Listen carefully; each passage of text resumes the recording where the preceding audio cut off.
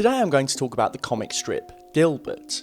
If you've not read it, the series focuses on a group of cynical, demotivated engineers who work for a company whose primary goal appears to be to baffle and defraud its employees and clients. When we first started to write this video, we found ourselves focusing a lot on the negative sides of the strip, and how the creator Scott Adams seems determined to show us that all corporations are evil and soulless organisations. But as we started reading more about the strip and Adams, we found that Dilbert doesn't really want to show us so much how businesses are bad, but rather that the world of work is a confusing place, one that doesn't really seem to have logical structures or goals. The employees of the company that Dilbert works for are on the whole completely demotivated and take no pleasure whatsoever in their work. It's often the case that employees appear to be nothing other than navigating their way through a series of blunders and incompetent decisions. Like this strip here, where Dilbert is literally arguing with someone who argues for the sake of arguing, or this one, where Ashok is given a negative performance, literally so that there's a paper trail if he needs to be fired. This is because Dilbert's company is very much a kakistocracy, an organisation run by its worst, least qualified employees. And this is exemplified by the character of the pointy-haired boss. Just look at this strip here. Dilbert is talking about something to do with cryptocurrency that's clearly related to an up-and-coming project, and yet his boss, who should be in theory as or more knowledgeable than him, seems to barely be able to comprehend even the phraseology behind Dilbert's suggestion. This strip and others which feature Dilbert's boss paint him as a figure who has been promoted too quickly into a position of responsibility, without the necessary leadership skills to manage his team effectively. This type of managerial incompetence is often referred to as the Peter principle, the idea that someone is promoted until they are unable to do the tasks required of their role. But Adam coined his own term in his book of the same name, the Dilbert principle. For Adams, it isn't a case that people are promoted unwittingly into a role that they can't fulfill, but rather that companies actively promote their least competent employees into managerial roles so that they can do the least possible damage.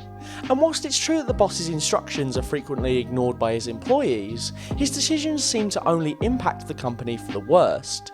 In a role in which his decisions actually had more bearing, it appears that the boss would be even more destructive in his approaches to work, and yet he appears completely oblivious to this fact. Just look at this comic here, where the boss believes that motivational techniques can compensate for a lack of oxygen in the company's spaceship. In his eyes, he's actually executed a very intelligent strategy, despite the fact that those around him believe him to be nothing more than an idiot. More importantly, many of the boss's decisions are not just stupid, but confusing and lacking any sort of formal logic. Just read this strip. Here Dilbert has given the boss something once, returned for a more concrete explanation, and instead been given a response that completely contradicts what he said in the first place. There doesn't seem to be any real logic behind this decision. And, whether intentional or not, the only consequence of this action is Dilbert being more confused than when he initially asked for clarification.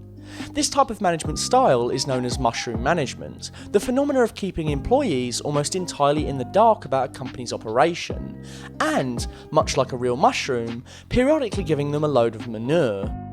In these situations, employees rarely know what is actually going on with their company, what their labour is actually working towards, and whether anything they suggest is taken seriously. This is exemplified by this comic, where Dilbert is literally asked how he is fulfilling unspoken objectives. The lack of a clear organisational structure or any kind of tangible goal in the working lives of Dilbert's characters leaves the majority of them numb and reasonably detached from their surroundings. Karl Marx talked about this at length across his work, arguing that without a clear output from their work, people were losing an essential way of expressing themselves, the consequence of which would be a feeling of intense alienation. For Marx, a key feature of a stratified class system was the breakdown of traditional labour and work patterns, which meant that workers were slowly losing their right to think of themselves as the director of their own actions. Previously, in an agricultural model, workers would sow seeds, harvest crops, and produce food, and so could see a very obvious output from work. Even if the spoils of their labour were going to an external source, like a landowner or nobleman, workers could see clear physical results from their hours toiling in a field. Fast forward to industrialisation, and workers didn't really see the output from their work. Most people in factories were doing small repetitive tasks as part of an assembly line, performing the same action over and over again, and never seeing their own individual work yield anything. They were simply a cog in a machine. If we look at the present, this is still kind of the case. The majority of jobs involve someone sitting in an office of some description, performing the same actions day in and day out, and seeing little variation or direct produce from their work. For Marx, this kind of labour was extremely dangerous, because he believed that work was an essential part of being human. It was a way of expressing yourself in much the same way as a hobby or an interest. For most people, what they do for a living is a key aspect of themselves as a person. It's why we put our jobs on Facebook or on business cards, because to us, it represents a core part of our personality. Look at that subtle off-white colouring. The tasteful thickness of it. Oh my god. It even has a watermark.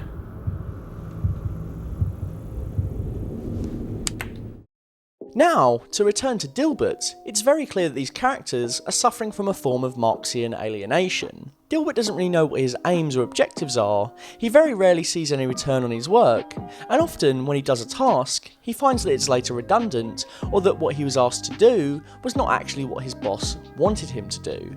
This breeds obvious contempt amongst Dilbert and his co-workers, which manifests itself in their overt criticism of their managers, their company, and their working environment. Norman Solomon has criticised this behaviour from Adam's characters, arguing that whilst the characters in Dilbert spend most of their time criticising their working conditions, they don't actually do anything about them, and instead just waste their time. Solomon argues that this behaviour sends the wrong message to readers, implying that if you don't like your job, you shouldn't do anything about it, but just sort of cynically get on with it. Whilst I do agree with Solomon that these characters are effectively time wasters, I don't think it's the case that Adams is simply telling people to reluctantly work. Rather, I think Adams is trying to show the inherent absurdity of the workplace itself.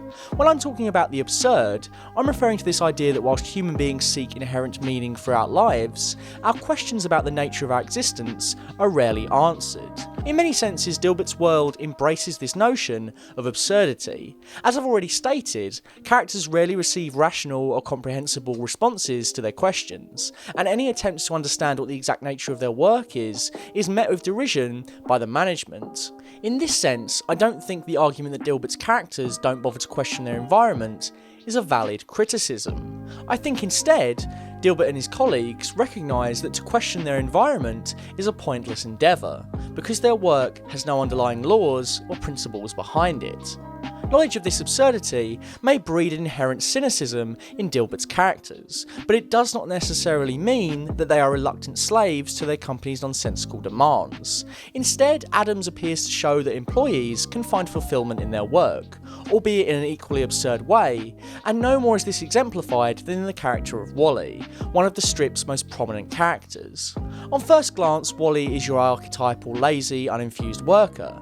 He avoids work when he can, has no belief in anything he does, and always seems on the edge of being fired. And yet, better than any other character in the strip, Wally represents best the ideas about businesses I believe that Adams tries to get across to his readers. Just look at this strip here. On first glance, it appears that Wally has simply conjured up a rather poor excuse for not completing his project. And yet, in taking on numerous projects at once, Wally has created an iron-tight defence that allows him to do nothing. He has taken on too much to give the illusion that he is extremely busy, and yet uses the idea of having multiple projects to counter any accusations that he is not working. I think this sort of tactic actually gives Wally a more defined purpose than many of his colleagues, because he recognises that his labour has no inherent value. He instead pursues his own project to find fulfilment. He works hard not to work. In doing this, Wally is able to enjoy a much more relaxed lifestyle than his co-workers, to the point that he has effectively exploited the conditions of his labour. By observing that the work his company does is essentially pointless, and that his labour will have absolutely no output whatsoever, Wally is free to exploit the perks of being paid to be, as he lectures a sock in one strip, nothing more than a concept, or to put it simply, to be paid to do nothing. This appears to run in sharp contrast to Marx, but I think that Wally's habits actually reaffirm Marx's point. In finding his work pointless, Wally finds a new way to express himself, substituting what he is supposed to do for a different kind of labour, the labour that is required to avoid actually working. All of this kind of complies with the tenets of an absurdist philosophy. Rather than seeking answers or questioning the environment around him, Wally accepts that this is a necessary condition between himself and his working environment, and matches the office's absurdity with an equally absurd performance. When Wally is questioned by management, he is able to provide them with an answer, albeit one that only raises further questions, and this inverts the aforementioned mushroom management strategies I alluded to earlier. In a world in which employees are kept in the dark and continuously shoveled shit, Wally in turn keeps his bosses in the dark and returns their confusing demands with equally baffling actions. At the same time, this isn't to say that the governing philosophy of Dilbert is absurdism, nor that Adams is consciously an absurdist, but Adams certainly shows us that if there is a message he is trying to convey, it's that offices are inherently confusing places, and that the only way to combat this confusion is with even more confusion. Sounds confusing, doesn't it?